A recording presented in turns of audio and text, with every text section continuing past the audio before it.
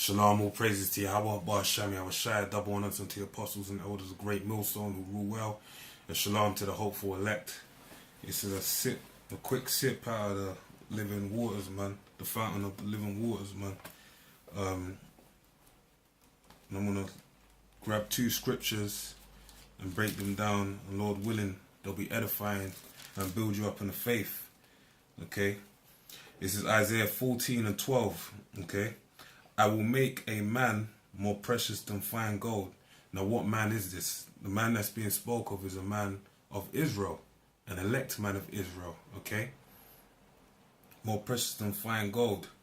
Now what you got to understand is when you deal with the kingdom we live in presently today, first of all, men in general are not being regarded precious. Okay, women are, because it tells you a woman shall compass a man. And then the Israelite man is not being regarded in no fashion to be precious. And then on top of that, definitely none of the men of Israel are being regarded precious either. Okay? Not so lucky the elect men of the nation of Israel be regarded precious. So there has to be a purging process that needs to take place to establish that men are more precious than women. Okay? To take away their pride. Alright? So it reads, I will make a man more precious than fine gold, even a man than a golden wedge of Ophir. Now the golden wedge of Ophir was highly regarded as the greatest gold on earth. Okay, and Ophir is talking about the gold from America.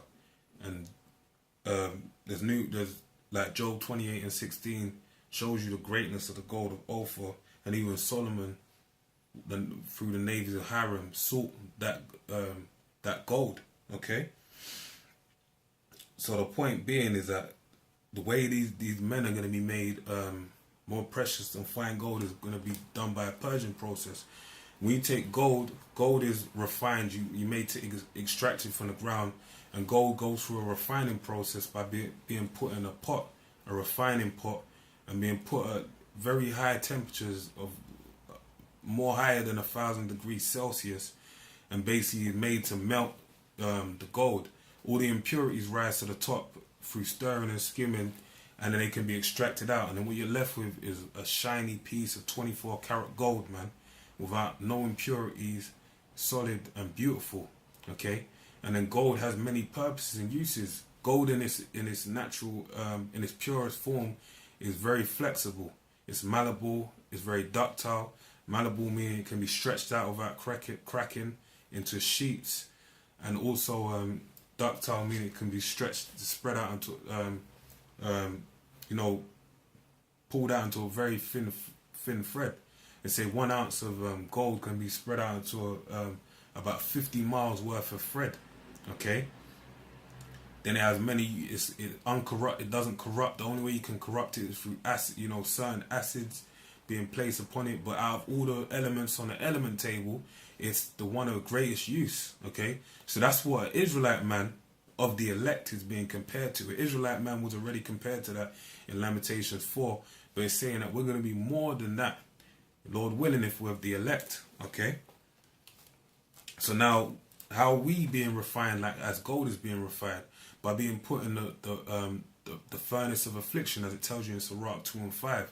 Okay, the refining pot, as it tells you in Proverbs 27:21.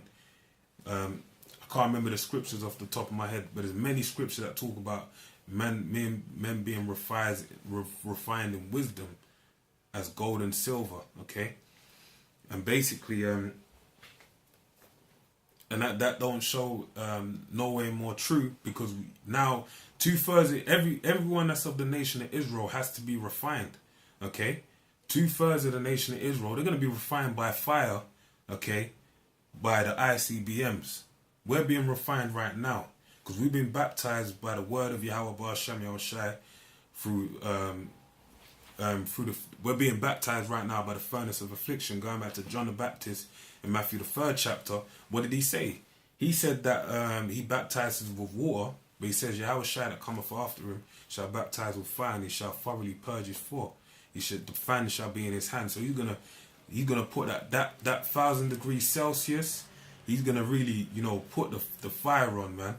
And he even says in Luke 12 and 14, I believe, you know, about the fire being on earth. Like when he comes and the fire will be already here before he lands on the earth. Okay? So the Lord is thoroughly going to purge his floor, man. So to make us perfect gold unto that day, man. Alright? So now,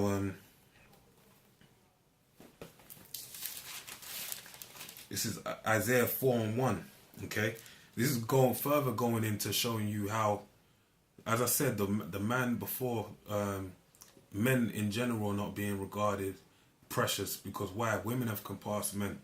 Okay, the scripture I'm going to read about, I'll read. It says, and in that day 7 women shall take hold of one man. Today you have one man, 7 men taking hold onto one woman, man. It's ridiculous out here. The simping levels are at the highest level you could ever see on earth, man, in mankind. You have about 10 men to one woman, all right? Multiple men to one woman. Okay, these women are living it up. But basically, the preciousness of man is going to be established through this, man. Okay? Because the roles have to be reversed. Okay? It says a woman shall compass a man. So basically, how is it going to be, the roles going to be reversed? By basically a process of the killing of all the men. As it tells you in 2 Ezra 16, 34 and 33 and 34. It tells you that women are going to bemoan their virginity, man. And their husbands are going to die in war. So that's going to make a high demand for men, for these women, man, because there's going to be many women unattended to. All right? So this plays into this. And in that day 7 women shall take hold of one man, saying, we will eat our own bread and wear our own apparel. Only let us be called by their name to take away our reproach. So they're basically going to all that. You got to wine and dine, and they're going to be wining and dining their own damn selves, and want a man to just be able to call upon your name to take away the reproach. Okay?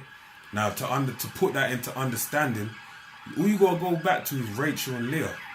2 women, okay, and really it was 4 because they had their handmaidens. 2 women that desired Jacob's attention, man. They were vying for his attention, Salakia. Okay, they will hire Leah through the mandrakes hired out Jacob. That's how much she desired to lay with him. Okay, so in that day, it's going to be put into perspective. A man is going to be regarded in high regard. This is an example to show you. And remember, the glory of a man is what? A woman. So through wisdom, through us going through this process we're going through, we're going to obtain that glory. Okay. Ultimately, to the fullest extent, to the fullest measure in the kingdom. But on this side, it's going to happen as well, man, to take away their reproach, okay? Because they're going to understand that they're going to really want to get down with a man. And Lord willing, we be of the elect. You ain't going to be wanting to lay up with one woman at a time. You're going to lay up with whoever you choose in that time, man. How many the Lord give unto you, man. So they're really going to want your attention, man. So things are going to be put into perspective. So the point being that, you know, a man is going to be made more precious than fine gold, man. More precious than fine gold. So with all these afflictions, you got to just persevere through. The Lord chastiseth those that he loveth. So the chastisement is basically the Lord turning up the temperature in that furnace of affliction to purge out his impurities, to give you that 24 karat gold, man. That glistening, blowing gold, you know. And that's the greatest thing about it, because when you come out on the other side, you're gonna be basically, Lord willing, be of the elect.